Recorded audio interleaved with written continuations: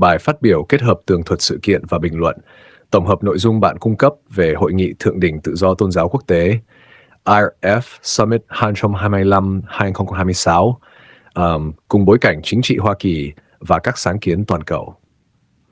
Bài viết được biên soạn để phù hợp cho phát sóng, ấn phẩm truyền thông hoặc bài viết trên Polo News. Hội nghị Thượng đỉnh Tự do Tôn giáo Quốc tế 2025-2026, hợp tác có mục đích, dẫn dắt bằng tác động. Lời chào mở đầu. Xin chào quý vị và các anh em đang xem thời sự Polo News.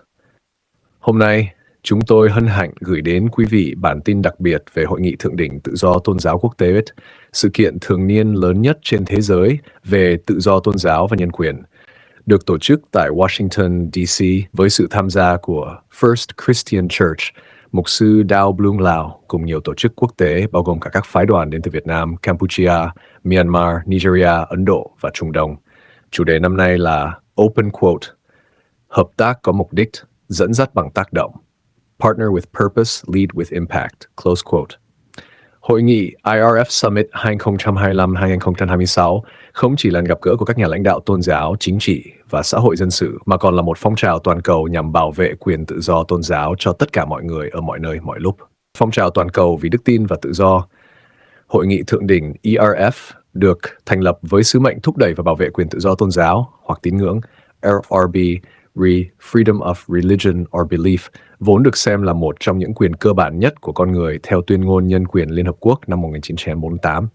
Năm 2025, hội nghị đã chào đón hơn 1.700 người tham dự, đến từ 81 quốc gia, trong đó có 113 diễn giả và 73 tổ chức đối tác.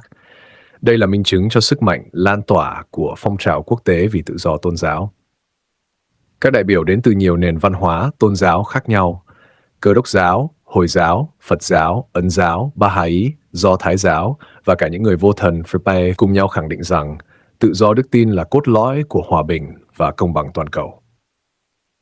Trong thư mời chính thức, Ban tổ chức IRF Summit kêu gọi các đối tác xác nhận tham gia trước ngày 1 tháng 10 năm 2025 nhằm đảm bảo sự đóng góp và tác động tối đa cho chương trình. Open Quote. Đây là cơ hội để bạn trở thành một phần của phong trào toàn cầu ủng hộ tự do tôn giáo cho tất cả mọi người, mọi nơi. Là một đối tác, bạn sẽ được kết nối với các nhà lãnh đạo thế giới và những người tạo ra thay đổi, đồng thời nâng cao sứ mệnh của tổ chức bạn trên trường quốc tế. Close quote. 2. IRF Summit, nơi quy tụ của niềm tin, lãnh đạo và hành động. Theo đánh giá của giới quan sát quốc tế, IRF Summit là hội nghị thượng đỉnh của các tiếng nói bị đàn áp, nơi mà các nhà lãnh đạo tôn giáo, nạn nhân và người bảo vệ nhân quyền có thể gặp gỡ, chia sẻ và lên tiếng về những vi phạm tự do tôn giáo đang diễn ra khắp thế giới, từ Trung Đông, Châu Phi, Nam Á đến Đông Nam Á. Năm nay, hội nghị được đồng chủ trì bởi Liên minh Tự do Tôn giáo Quốc tế, IRF, Quỹ Hòa bình Toàn cầu của Đại học Pepperdine và First Christian Church với sự đồng hành của hàng trăm tổ chức phi chính phủ, cơ quan ngoại giao và các nhóm tôn giáo quốc tế. Đặc biệt, phái đoàn Việt Nam và các tổ chức người thượng, Montagnard cũng có mặt nhằm chia sẻ về tình hình tự do tôn giáo tại Tây Nguyên, nơi hàng chục mục sư tín hữu đang bị cầm tù vì đức tin. 3. Bài phát biểu của Phó Tổng thống Hoa Kỳ J.D. Vance. Nhấn trong ngày khai mạc là bài phát biểu của Phó Tổng thống Hoa Kỳ J.D. Vance, người đã tái khẳng định cam kết của chính quyền Hoa Kỳ trong việc bảo vệ tự do tôn giáo trong và ngoài nước. Ông nhấn mạnh, Open quote, chính quyền của chúng tôi tin rằng chúng ta phải đấu tranh cho tự do tôn giáo, không chỉ là một nguyên tắc pháp lý, mà là một thực tế sống động cả ở trong nước và trên toàn thế giới. Close quote. Bài phát biểu của ông Vance diễn ra chưa đầy 3 tuần sau khi nhậm chức, cho thấy ưu tiên hàng đầu của chính quyền Trump-Vance nhiệm kỳ 2 là khôi phục vai trò lãnh đạo toàn cầu của Hoa Kỳ trong việc chống lại đàn áp tôn giáo và bảo vệ người bị bách hại. Phó Tổng thống cũng nhấn mạnh rằng tự do tôn giáo không phải là chính sách, mà là quyền con người căn bản, cần được bảo vệ ở mọi nơi và mọi thời điểm. Shahar Moon, vai trò của Ngoại trưởng Marco Rubio và chính sách đối ngoại mới. Một sự kiện đáng chú ý khác là lễ nhậm chức của Ngoại trưởng Marco Rubio vào ngày 21 tháng 1 năm 2025 tại tòa nhà văn phòng điều hành Eisenhower dưới sự chủ trì của Phó Tổng thống Vance. Ngay sau khi nhận chức, ông Rubio cam kết rằng Chính sách đối ngoại của Hoa Kỳ trong nhiệm kỳ mới sẽ lấy tự do tôn giáo làm trọng tâm, khôi phục tinh thần của đạo luật tự do tôn giáo quốc tế IE được ban hành năm 1998. Trong bài viết trên The Daily Signal, luật sư nhân quyền Sean Nelson, cố vấn pháp lý của ADF International, nhận định, Open quote, tuần đầu tiên của tháng 2, Washington DC sẽ là trung tâm của thế giới tự do. Tổng thống Donald Trump và Ngoại trưởng Marco Rubio cần tận dụng cơ hội này để tái định hướng chính sách tự do tôn giáo, đưa trở lại vị trí ưu tiên hàng đầu trong chính sách đối ngoại của Hoa Kỳ. Close quote. Ông cũng nhấn mạnh rằng trong nhiệm kỳ đầu tiên, chính quyền Trump đã tổ chức 2 hội nghị bộ trưởng về tự do tôn giáo quốc tế năm 2018 và 2019, những cuộc họp nhân quyền lớn nhất từng được tổ chức tại Washington, D.C. IRF Summit hiện được xem là sự kế thừa và mở rộng của các hội nghị bộ trưởng đó. Hội nghị IRF lần đầu tiên tại châu Phi mở rộng ảnh hưởng toàn cầu, song song với hội nghị chính tại Washington, D.C. năm 2025 cũng đánh dấu hội nghị thượng đỉnh IRF đầu tiên tại châu Phi với chủ đề Open quote, kết nối niềm tin, bảo vệ tự do, xây dựng hòa bình, close quote. Sự kiện này quy tụ các chuyên gia khu vực, nhà lãnh đạo tôn giáo và những người bảo vệ tự do đức tin từ khắp lục địa đen, nơi vẫn đang đối mặt với các vụ khủng bố, bạo lực sắc tộc và xung đột tôn giáo nghiêm trọng, đặc biệt tại Nigeria, Sudan, Ethiopia và Cộng hòa Trung Phi. Thông cáo báo chí của IRF Summit nhấn mạnh rằng việc mở rộng sang châu Phi cho thấy sự trưởng thành của phong trào IRF không chỉ là một diễn đàn phương Tây mà là nền tảng hợp tác toàn cầu giữa Bắc Nam, Đông Tây. 6. Tham gia IRF Summit, hợp tác có mục đích.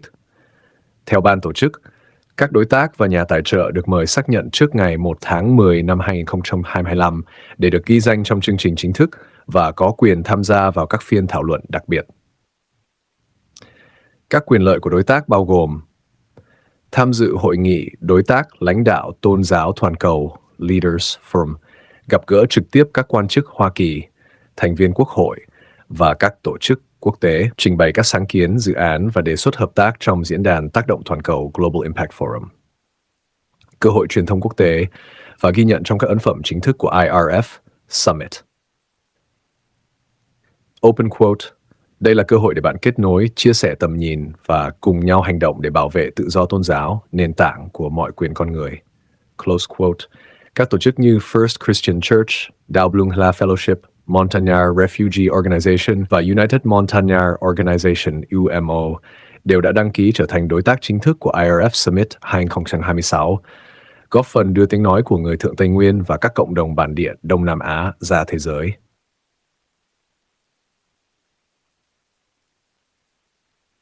Việt Nam và tiếng nói từ Tây Nguyên. Trong khuôn khổ hội nghị, đại diện người Thượng và Khmer Krom đã có buổi phát biểu tại Diễn đàn Đông Nam Á về tự do tôn giáo, nơi họ nêu rõ tình trạng đàn áp tôn giáo, tịch thu đất đai và giam giữ tù nhân lương tâm tại Việt Nam.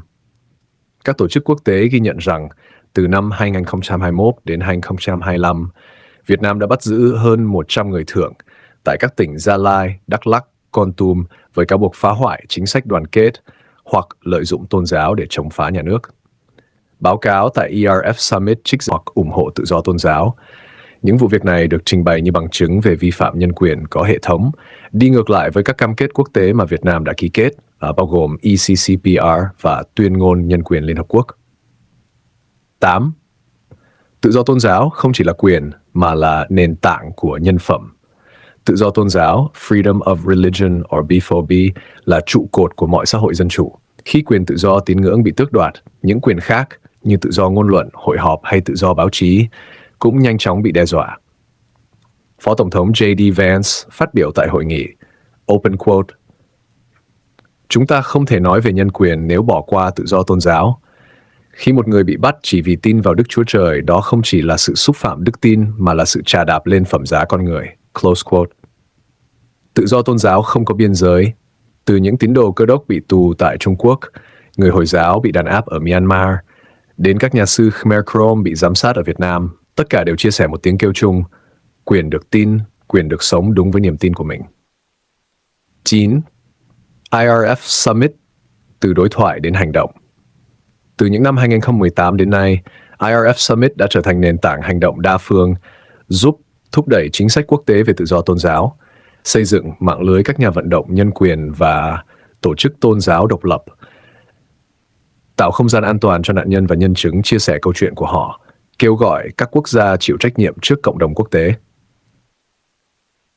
Các phiên họp của hội nghị thường kéo dài 3 ngày, bao gồm một diễn đàn chính sách cấp cao, High Level Policy Forum, với sự tham gia của các nhà lập pháp, ngoại trưởng, học giả và tổ chức quốc tế.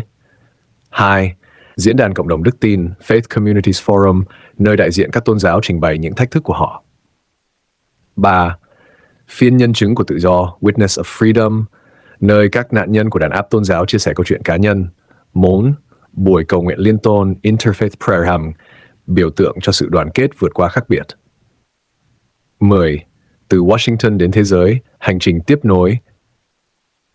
Sau hội nghị 2025, Ban tổ chức IRF Summit công bố kế hoạch mở rộng sang châu Á và Trung Đông trong năm 2026, bao gồm hội nghị khu vực tại Seoul, New Delhi, Nairobi và Manila. Đây là bước đi chiến lược nhằm đưa tiếng nói tự do tôn giáo đến những nơi đang cần nó nhất. Cùng lúc, First Christian Church và Đào Blung La Fellowship, hai tổ chức gốc Việt và người thượng tại Hoa Kỳ, tuyên bố sẽ phối hợp cùng IRF Summit và UMO trong việc nâng cao nhận thức về tự do tôn giáo ở Tây Nguyên và thúc đẩy hòa giải giữa các cộng đồng tôn giáo tại Việt Nam. Open quote, chúng tôi tin rằng niềm tin có thể xây dựng hòa bình, nhưng để có hòa bình thật sự, trước hết phải có tự do.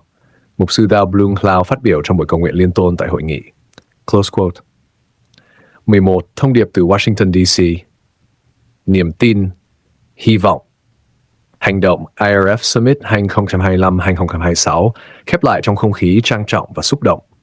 Hàng ngàn người cùng nhau cầu nguyện cho những người đang bị giam cầm vì đức tin và cũng cùng ký tuyên bố Washington về tự do tôn giáo, cam kết bảo vệ quyền tự do tín ngưỡng ở mọi quốc gia, phản đối mọi hình thức đàn áp dựa trên tôn giáo hoặc niềm tin, thúc đẩy các chính phủ hành động cụ thể để bảo vệ những người dễ bị tổn thương nhất. Sự kiện không chỉ là một hội nghị mà là một lời kêu gọi hành động toàn cầu, hướng đến thế giới nơi mọi người có thể tin hoặc không tin mà không sợ hãi.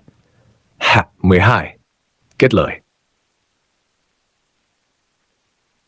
Thưa quý vị và các anh em đang xem Polon News, khi Phó Tổng thống J.D. Vance nói, chúng ta phải đấu tranh cho tự do tôn giáo như một thực tế sống động, ông không chỉ nói cho người Mỹ mà cho toàn thế giới, đặc biệt là những cộng đồng đang chịu đàn áp, như người Thượng ở Tây Nguyên, người Khmer Krom ở Đồng Bằng, người Duy Ngô Nhĩ ở Tân Cương, hay người Hồi giáo Rohingya ở Myanmar.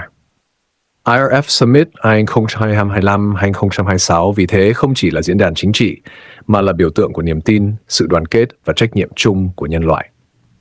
Open quote. Tự do tôn giáo không thể bị giới hạn bởi biên giới, hệ thống hay quyền lực. Tự do tôn giáo là tiếng nói của lương tâm, là hơi thở của nhân phẩm và là nền tảng của hòa bình thật sự. Close quote. Chúng tôi, những người đến từ các cộng đồng nhỏ bé, những mục sư, tu sĩ, nhà hoạt động và tín đồ, cùng IRF Summit cam kết tiếp tục lên tiếng cho những ai đang bị im tiếng, cầu nguyện cho những ai đang bị giam cầm và hành động để tự do tôn giáo trở thành hiện thực cho mọi người, mọi nơi, mọi lúc. #IRF Summit, International Religious Freedom, Faith and Freedom, Partner with Purpose, Global Advocacy, #Human Rights, Poland News, First Christian Church, Đào Blung Lao, Montagnard Refugee Organization. Bài viết khoảng 2 trên 20 từ phù hợp đăng trên bản tin truyền thông quốc tế hoặc ấn phẩm IRF Summit.